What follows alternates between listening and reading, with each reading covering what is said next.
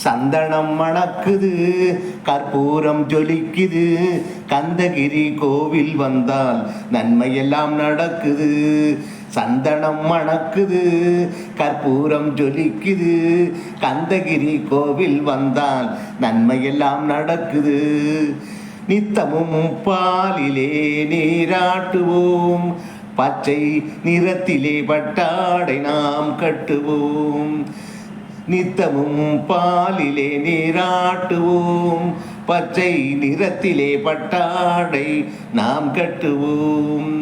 திருநீரின் தத்துவம் தந்தை என்போம், திருநீரின் தத்துவம் தந்தை என்போம். அதில் திகழும் குங்குமத்தை அன்னை என்போம்.